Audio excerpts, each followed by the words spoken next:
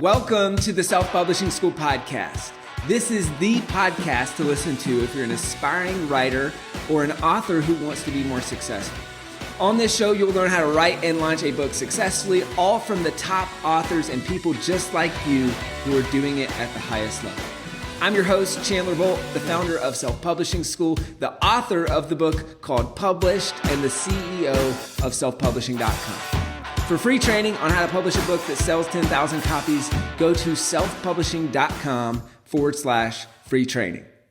A decade ago, if you remember that story I told you beginning of day one about volunteering at the conference, right? Volunteering was my hustle to just get in the room, right? And I remember volunteering that conference. I meet this guy, and we have a couple interactions, and then I see he goes on this snowboarding trip every year, all right? And I'm like, hey, I would love to go on this snowboarding trip. So eventually he's like, yeah, come on this snowboarding trip. And then we're on the way to this other mastermind, and where he's talking to someone, I think it's Ryan Levesque at the time. And he says to Ryan, he says, hey, I tell people all the time, don't even come on this snowboarding trip unless you're willing to jump 10 feet off a cliff into powder. And I'm sitting in the side seat, already committed to this snowboarding trip, thinking, he didn't tell me that. But I'm like, all right, I'm going to go anyway. And we have been going to that trip, for probably 7-8 years now. And he's just become a dear friend. He's one of the most intense, inspiring people I've ever met. His name's Dan Martell. If you see that red mug that I'm always carrying around, it's from a snowboarding trip we go on every year. If you haven't met Dan, he's the founder of SaaS Academy, the creator of the Martell Method. He's the author of a book called Buyback Your Time. It's going like crazy over the last year and some change. He's an angel investor. He's scaled a bunch of SaaS companies, exited multiple times. If you've ever heard of the company Clarity FM, like back in the day, it's like where you could just get on the phone with mentors and get advice. He created that. He's just an incredibly inspiring guy. I'm really excited. He's going to be talking about buying back your time. Join me, give an Author Advantage Live welcome for Mr. Dan Martell. Let's go. Chandler Bolt. Guys, I want y'all to know I love Chandler. Chandler, thank you for this opportunity. I'm excited to be here. It's a privilege. It's an honor. And I'm 100% committed to giving you guys 110% of me and everything I've got. I've got some crazy stories, some really powerful frameworks. And my mission today, okay, this is what I want to hopefully deliver to every one of you here, is I want to teach you how to build the business you don't grow to hate. That is what we're going to do today. So I'm just going to pull up my slides, share my screen, and we're going to kick into this because I believe this has the opportunity to be some of the most transformational training that you ever get. And the reason why is because it has to do with your time. And the truth is, you don't have any more time than Warren Buffett or Bill Gates or any really wealthy person. You have the same amount of time as I have. And at the end of the day, what we're trying to do is we're trying to increase our output. How much do we get done in the same hour of time? And the equation is very simple. It's time multiplied by leverage equals output. So some people have massive amounts of output. They get a lot done in an hour, and other people, they seem to get nothing done. I want to actually share with you the secrets of buying back your time so that you can invest it in yourself to become bigger and better today. Now, I'm just got a quick question for everybody in the audience. Am I the only person that ended up in a high-speed chase, in jail twice, and in rehab before the age of 17? I'm just curious if anybody else had that experience. I'm sure there's a few of you in the audience. Some of you guys have had some colorful childhoods. Here's why I share that. And are his slides up? My slides are sharing. You guys see them? Yes. Yes. Cool. The reason I share that is because when people see the frameworks I'm about to share with you, they learn about the way I coach people. I'm very much a models design type of thinker, systems thinker. Chandler and I talk about this often, about just business growth and strategy. One of the main reasons is because in rehab, after doing 11 months of therapy, essentially, rebuilding myself, from somebody who was an addicted young drug addict to, honestly, the beginning of, just being a productive contribution to society. I mean, I didn't have any big vision when I got out. I was there for 11 months. And what happened at the end of that program is I was helping the maintenance guy, Rick, clean out one of the cabins because it's built on an old church camp. And in one of the rooms, I discovered this old computer, this 486 computer, and sitting right next to it, funny enough, a book on Java programming. And that book opened up and read like English. Like I always thought that computer programming was like, hexadecimal numbers or hieroglyphics. Like it wasn't, legible to a mere mortal. And for whatever reason, the programming language read if this, then that. And it just spoke to me. So I sat there and followed chapter 1 of this book. It was a Ziff Davis computer book. And I just started typing into the computer what it shared. And, after about 20 minutes, I sat back, I hit enter, and the program ran. And on the screen, it printed off, "Hello world." I know. You guys are probably thinking what I was thinking, which is I may be a computer genius. Unfortunately, it turns out I'm not. It didn't matter though, because what happened is my new obsession became writing code, building software products. And eventually I discovered this small thing called the internet. This is 1997. And for me, building software products became essentially my new focus. And what I've learned is entrepreneurship is the ultimate personal development program. So even though my journey from then to where I'm at today, took a decade plus of trial and error and 2 failed companies and, finally having financial success, but absolutely cratering my life at the exact same time. Over the years, I've discovered that for many of us, our mess becomes our message. The wisdom lies in the pressure of our lives, right? There's this great quote that says, "There's no pressure, no diamonds." And I believe I'm a byproduct of that. So today, we do over 100 million in revenue in Martell Ventures, which includes a lot of different companies. I am sought at around the world to come speak at events talking about the concepts of buying back your time, because I want to help everybody listening today build what I call an empire. And an empire for me is a completely different thing than what you might be thinking. An empire is a life of unlimited creation you never have to retire from. I want that for you more than you'll ever understand. I believe that the world's problems are going to be solved by entrepreneurs. And entrepreneurs wake up every day to solve those problems for other people. Like our life doesn't get better until an entrepreneur decides to solve a problem. Everything as simple as lawn care and snow removal up in Canada to our biggest marketing challenges, including creating and writing our books. Somebody needs to step up. And I just believe the entrepreneurs, if they could get themselves out of their own way, they would create more. So I want you to write down the answer to this question. If you had more time, what would you do with that? How would you invest that time? Because that's what I want to teach you today is how to buy back that time. So what I've learned over the years is this thing called the pain line. As we start in life, as we grow as an entrepreneur, at some point over time, and we're growing, we will hit a thing called the pain line. And what happens is that becomes our complexity ceiling. It becomes the place where any more growth feels hard. And usually I get the call from my friends when this happens because they usually come to one of 3 conclusions. Okay. I call them the 3 S's. Write that down. 3 S's. The first S is stall. This is where the person decides, you know what? Last year I made more money. I had less headaches. Sure, we didn't have as much top line revenue, but we were more profitable.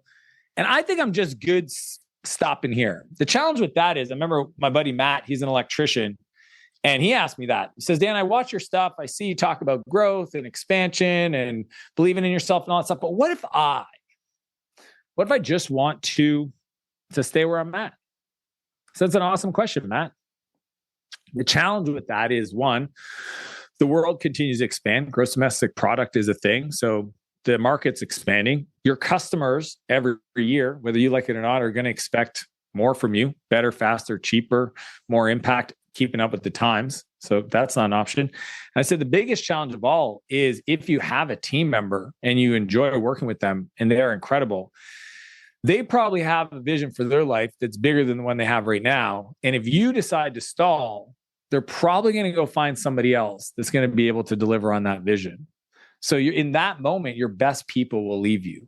And it's kind of crazy. So stalling is not an option. The other S is sabotage.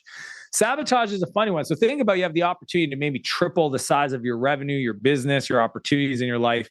But you know, in that growth, your calendar is going to get chaotic. It's going to just absolutely explode. Most people, unfortunately, in that moment where they could, say yes to an opportunity, they don't even realize they're doing this, but they drag their feet. They don't show up confidently. They're scared, so they don't push on the gas. They've got the handbrake fully cranked, but they're trying to grow, but it creates a lot of friction. I mean, have you ever been in a situation where you have an email from somebody that wants to ask you to speak at an event, and you know that one talk could turn into enough business to double, triple the size of your exposure, your revenue. And instead of immediately replying, yeah, I'm in, you wait. You wait till you have time to think about it. You wait till you feel emotionally ready. You wait till you clean up some things in the office so that you have the capacity. And eventually, maybe, a few days later, a week later, you come back from the gym, you're feeling all great. You finally go to your starred folder and you hit reply and you hit send. I'd love to do that. Let's schedule it. And they reply and they go, unfortunately, I've gone, took too long and I went a different way. That's self-sabotage. Most people don't know where they are hitting their pain line and self-sabotaging their opportunity for growth. The third S is sell. And this one I get all the time. I have my buddy call me on Monday and he's like, hey man, I think I'm ready to sell my company. And I said, oh, that's interesting. I thought you were really enjoying it. He goes, yeah, no, I've just had a few things with some people and a customer didn't pay me and this and that. And I think I'm ready. I think I'm ready to sell. And I said, well, what's going on? Like, let's talk about the top 3 things that's going on. He kind of shared them in more detail. And I just asked him a simple question. If these problems weren't present, would you sell the business? And he's like, well, of course not. So, well, here's what I've discovered. Whether you sell it or not, what you've discovered is your complexity ceiling. You discovered where your current capabilities, your abilities, your skills, your beliefs, your character traits, this is the level of business you can support. And anything above that gets hard and it's complex and you haven't learned how to deal with it. So you just want to get out of it. So when you go start that next thing, what's going to happen is you're going to hit that complexity ceiling once again. And whether you solve it now or solve it later, that is yours to resolve. So selling is also not another option. So instead, what I would offer everybody listening is this concept called the buyback principle. Okay. And the big idea is $1 million companies are not built off $10 tasks. It's impossible. If you have an aspiration to build $1 million company, you can't build that company working 100-hour weeks doing $10 tasks. It's impossible. When you start off, you wear a lot of hats, but as soon as you've got revenue coming in, you got to start looking at getting up your time. So the buyback principle states we don't hire to grow our business, which is what 99% of people do. Instead, we hire to buy back our time. So I call it a calendar over capacity problem. See, some people get overwhelmed. They think, well, I got to hire another logo designer, another salesperson, another marketer, another, whatever the thing you sell or do, you need somebody to help you with it. What I encourage people to do first and foremost is to look at their calendar and identify where they feel blocked, because that is the only way you'll ever be able to build the business that you grow not to hate. Because any other way, you're just going to end up with, usually it's about 12 employees, about 1.5 million in revenue, where you wake up and you spend all your time just putting out fires, telling people what to do, and it gets overwhelming. So the way we do that is this concept called the buyback loop. So when we feel the pain line, when we feel like we're over capacity, where the loved ones in our lives are starting to complain, our friends tell us they haven't seen us in a while, we haven't been to the gym in a few months. You know what I'm saying? When we feel that pain, the 3 steps that I want you to do is audit, transfer, fill. Okay. Everybody write this down, take notes. This is really going to be some of the most valuable productivity strategies that ever been presented, but nobody talks about. It took me 10 years of struggling to finally get to a place where I understood this. And when I applied it to my business world, it took off. When I applied it to my professional life or my personal life, it flourished. Okay. So first off, we feel the pain, we go to the audit. Step one is what's called a time and energy audit. What I do is I pull up my calendar, and if I don't have one, I log it. And essentially for 2 weeks, what I want you to do is log every 15 minutes exactly what you do with your time. Every 15 minutes, you log it down. Bam, bam, bam, bam, bam, bam, bam, bam, bam. And then after 2 weeks, because you want enough time to kind of, not have like, oh, well, I spent all this time in 1 week doing one thing. No, you want 2 weeks worth of effort. And you got 15 minutes logged of everything you did. If you search the internet, if you went into Facebook, I don't know if you guys have ever had this scenario where you like open up a browser to go do something important, and all of a sudden you end up 2 hours later on Facebook and you're like, what just happened? You want to write that down. So then what you do is you go through all the things you've done for the last 2 weeks and you highlight in green or in red. And I still do this process. Even a month ago, I got to a place where I was involved in, we're buying a company every month right now. I had the media company requiring a lot of my time. We've just grown to millions of followers on social media.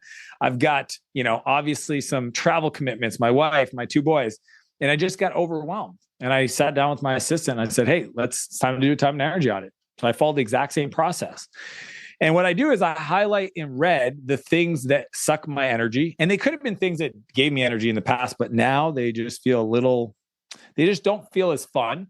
So things in red that are not as fun. Green are things that light me up. This is bright green. Anytime I have the opportunity to share some lessons learned over the years, obviously see an old friend, help and support his projects and dreams, I'm in. That's bright green. So I highlight everything in my calendar, yellow, red, or green. Yellow is kind of like, I don't know, but I kind of don't really love it. And then what you do is you put a dollar sign next to each one of those items, those tasks, and just say, is it $1 sign? Meaning that, if I had to think about my hourly rate or what I charge people for my time, is it like a quarter of that? Or is it $4 signs? Kind of like the cost of a restaurant, right? Is it very little? Is it very expensive? It's not simple science, but it's just, you just got to gauge it. And then what you do is once you've got that audit, you grab everything that is red that you don't enjoy doing, that sucks your energy.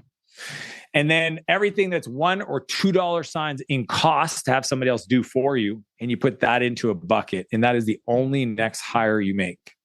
So some people, they spend dollars to hire people, contractors, freelancers without a strategy. They're just like, oh, I need more leads. So I hire a Facebook agency, or I need help with this. So I hire this. And it's at the end of the day, you need to fix your calendar. That's what we're trying to optimize for. Because if not, we will grow business that we grow to 8 instead of building a life of unlimited creation that we never have to retire from. So now that we know what we're going to give to somebody else, then we go to transfer. Transfer is quite unique because the way I do it is unlike anybody else. Okay. So I believe, because I'm a software guy, I believe that we want to create a process where as we're documenting the system, we're actually doing the work. And I call it the camcorder method. Write that down, camcorder method. I remember my buddy Mark came to me one day. He's a professional speaker and he was overwhelmed. He was speaking a lot, 200 gigs that year, best year ever. But he was still doing things like sending invoices, emails, scheduling his calendar. And it became too much. And he calls me up and he's like, Dan, I know you have the answer, but my problem is I think you know too much about creating systems because of your software background that I have a hard time when I hire somebody to actually tell them how to do the work. Does anybody else resonate with that? Where, sometimes you're like, I know I could hire somebody, but I don't even know what they would do. I was like, totally. I get you, Mark, but let me try something different. I said, what's one thing that you do a lot of? And he's like, well, invoices. I hate invoices. I hate, honestly, financial, anything financial. I'd rather never do ever again. I said, perfect. How much time do you spend on financial stuff? I don't know, on a weekly basis, 5 hours, 20, 25 hours on a monthly basis. I said, oh, okay. So there's a meaningful amount of work. I said, well, here's what I want you to do. Next time you sit down to do any aspect of accounts receivable, reconciling your bank accounts, invoices, anything at all, financials, tax stuff, I want to encourage you to record your screen. He's like, well, how do I do that? I was like, you have Zoom? Yep. Cool. Start a meeting. You're the only person. Record to the cloud and share your screen, doing the work, recording you on camera and your screen. And as you're doing the work, I want you to talk out loud. I want you to be descriptive. That's the key. Everybody write that down. Be descriptive. So if you're creating an invoice and you're going to the CRM to get the customer and you're looking at your emails to get the information to create the invoice, like talk about why. Why did you go there? How did you know? Is it in your calendar? How did that email come in? And document everything you can around the financials. Because here's the kicker. If you do this for the next few months, Mark, you're going to have these videos recorded of you doing different parts of the financial system. Then I want you to hire a bookkeeper, right? So just find somebody in your local town that's a bookkeeper. And when you bring them on, their first 10 hours with you is probably just watching those videos. That's it. You might be polite and invite them and create their emails and all that. But then I want you to just give them the videos, have them watch it, and then they create what's called the standard operating procedure. They create what I call the playbook. See, most entrepreneurs read a book like mine and they're like, oh, I need to create, the XYZ way, our business name way. We got to create this manual, this franchise prototype. The problem is that's more of your time. What I'd rather do is just record myself doing the work and then have somebody else watch the video, do the playbook. And then what's cool for me is then I'll have feedback on how well they did.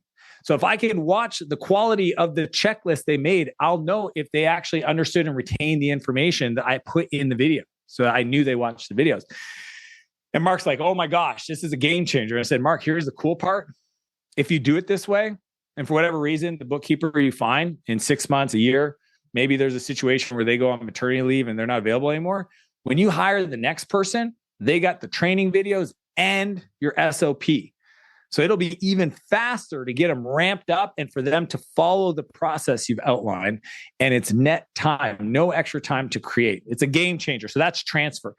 The last part, and arguably the most important, is fill. Because if we don't fill properly in the loop, we don't get the forward movement, right? You get that last little bridge area, it takes it away. So essentially, a lot of people, they buy back their time and then they go on the beach or watch Netflix. Not very productive. I'm not a 4-hour work week guy. I'm here to help you create more. So fill is an interesting one. Fill is first and foremost doing more of the thing that makes you money. If you're a writer and you make money writing, write more. If you logo design more logos. If you're a software person, write more code. But after that, you need to look at you, because the world is only going to be a reflection of the value you create in the world. Write that down. Okay. The market rewards you for the value. If you think of your income is usually on average about 10% of the value you create in the world. So if you want to make $1 million, then you got to go create $10 million worth of value. If you want to make $100,000, you got to create, $1 million worth of value. So how do we do that? We fill our calendar, because we got this time back, with things that make us more valuable. So the 3 areas I always tell people, and I call it the ladder of success, right? The left side of the ladder is the skills. We got to ask ourselves, if I'm here and I want to go there, I'm starting off here and I've got this vision for my life, what are the skills I have to acquire to become more valuable, right? That's the left side of the ladder. The right side of the ladder is the character traits. What are the character traits? Determined, grit, consistent. There's all these character traits of a high performer, somebody that's operating at this level of your goals. They act a certain way that maybe today you don't act like that. So for example, vices. I mean, this is one of them. If you follow any of my content, I will be very clear on it. Most of you work against your dreams and goals. Most of you self-sabotage. Most of you have time assassins. It would cost you nothing to buy back. You just need to stop. When people watch me and they see what I'm doing, they're always asking me, what do you do, Dan, to be successful? And sometimes I just want to reply. I'm like, it's what I don't do. What I don't do is I don't vape.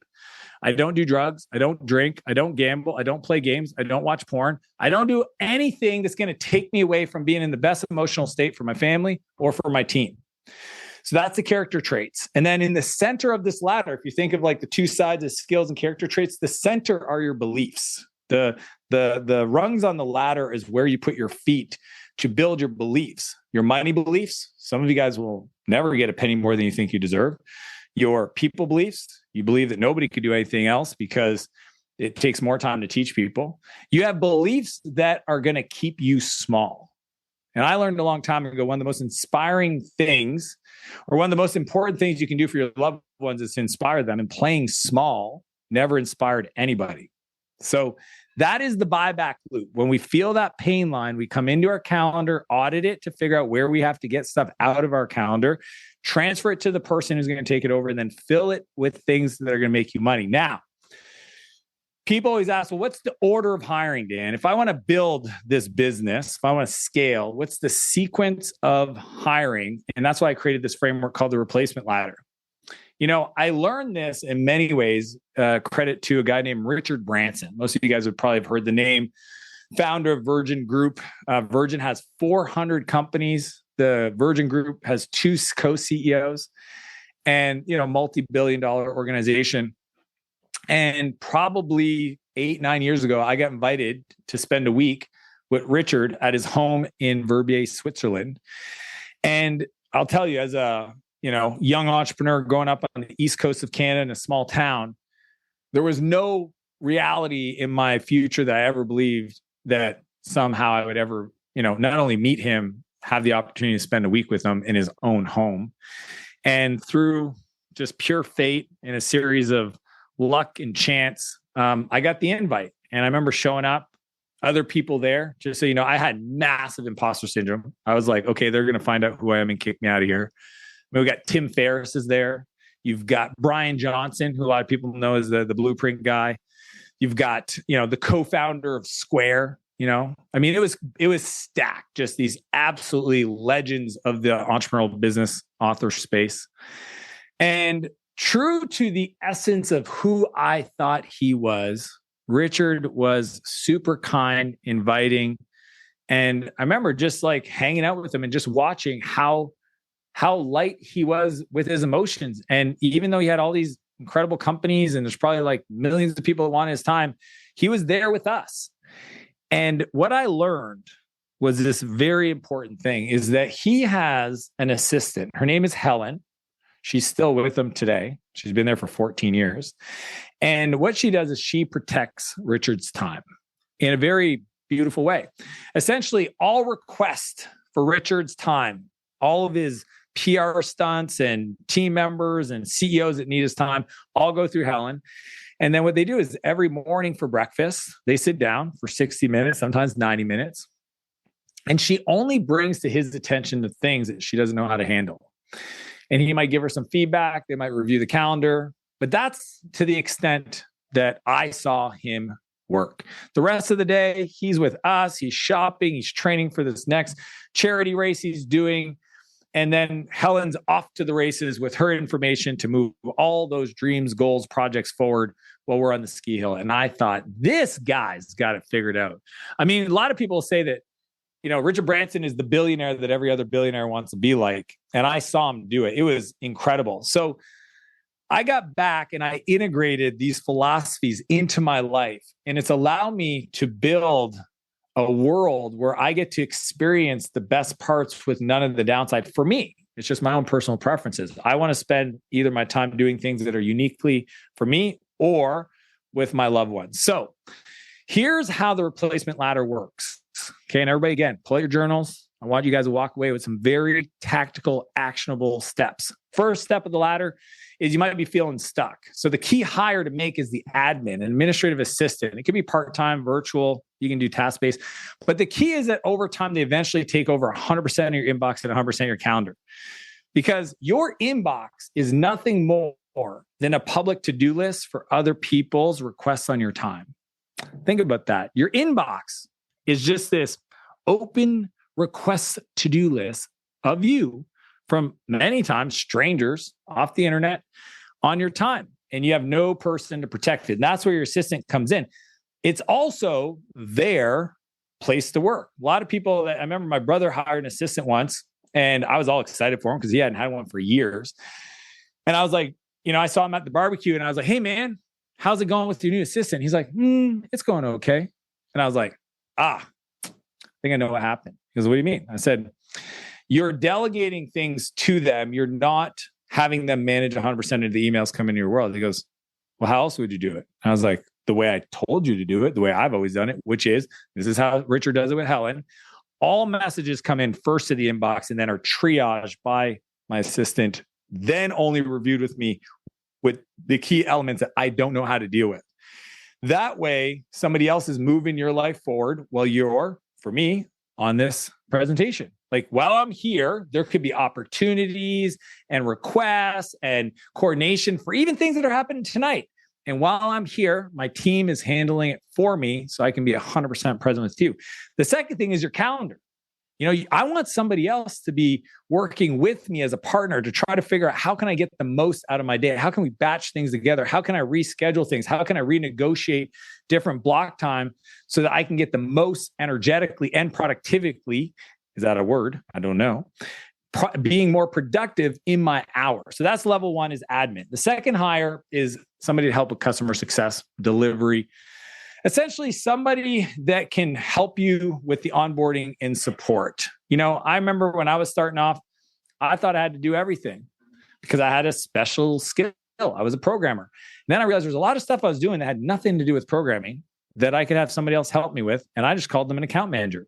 So every time I get new projects, I would just have the account manager talk to the customer, pull out all the requirements, negotiate with them, get all the assets, everything I would need to be a great programmer. And they would manage it. So the onboarding and the support is the key area that you need to look at. But you might still be feeling stalled because you're not really building that momentum yet. The third level is marketing. And this is where some people still feel friction when it comes to their growth because they've got a great service. They're like the best kept secret.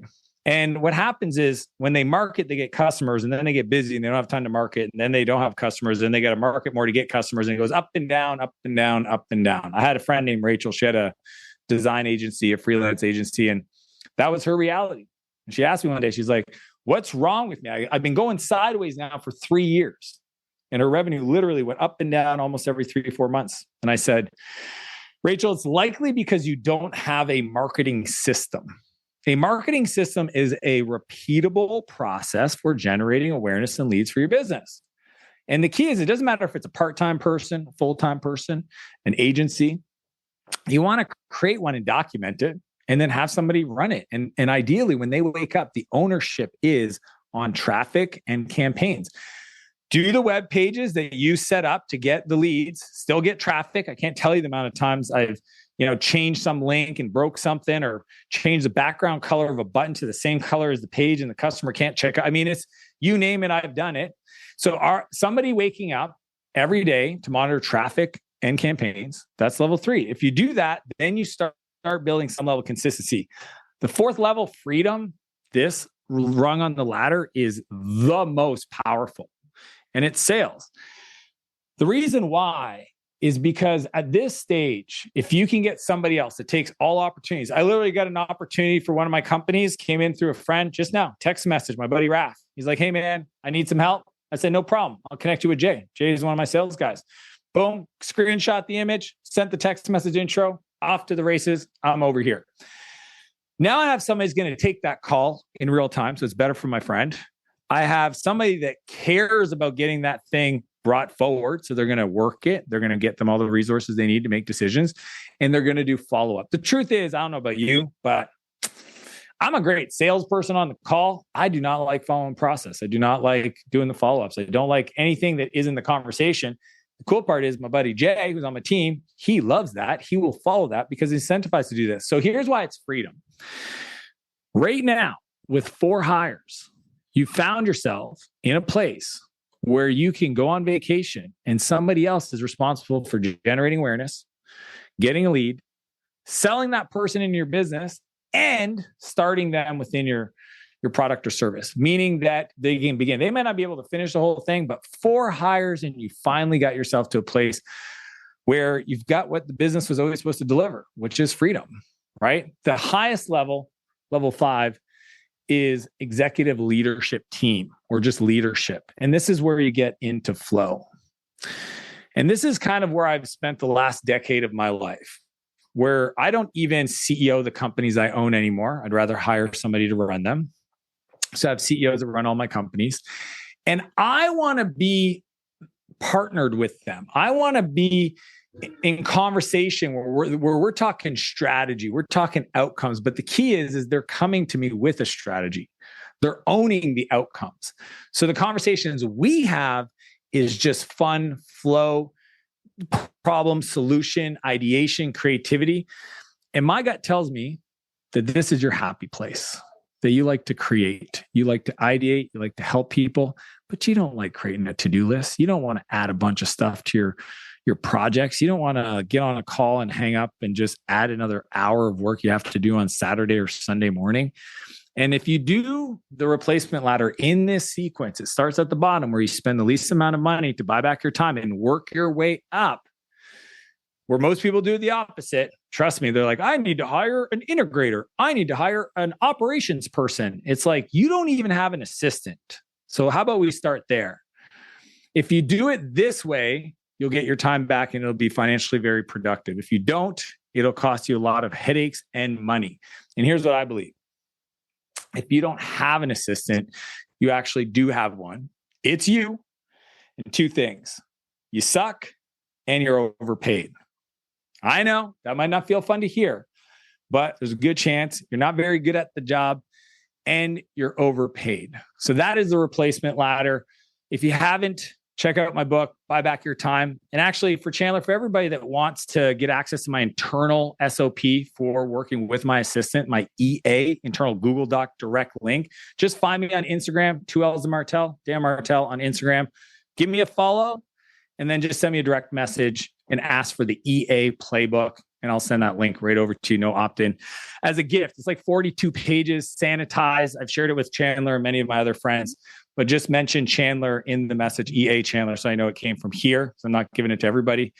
But then you'll have my internal playbook to start the process, or if you have an executive assistant, to refine the process, to work your way up that ladder. With that, appreciate you guys having me, and I hope you guys enjoy the rest of the event. Give it up for Dan. How awesome was that? Give it up. Give it up. Come on now. Thank you so much for watching or listening to this episode of the Self-Publishing School podcast. I know there's so many places that you can be spending your time. There's other podcasts that you could be listening to, YouTube channels that you could be watching. So thank you so much. It means the world. Now, I want you to do 3 things right now if you found this episode helpful. All right, number 1, I don't know if you know this, but we've got a YouTube channel. It's a companion channel to this podcast. All the video versions of the episode are on the YouTube channel. So number 1, subscribe to the YouTube channel. Number 2, if you're listening to this podcast wherever, whether this is Spotify, Apple Podcasts, number 2, I want you to subscribe to this podcast right now so you don't miss a future episode. And then number 3, this is probably the most important, leave a review on the podcast. All right, reviews are super important and help the podcast get discovered by other people. So number 3, leave a review on the podcast. Thank you so much. I'll see you in the next episode. If you're on the fence about scheduling a publishing consultation call with my team, maybe you're not quite ready for that, I've got some free training that I think will be really helpful for you. All right, all you have to do is go to register to sign up. Go to selfpublishing.com/free training. When you do, you're also going to get a free digital copy of my new book, Published. And on that training, you're going to learn the next steps, so how to implement with your book. So how to write, how to publish, how to launch successfully. So go to register right now at selfpublishing.com/free training. I'll see you there.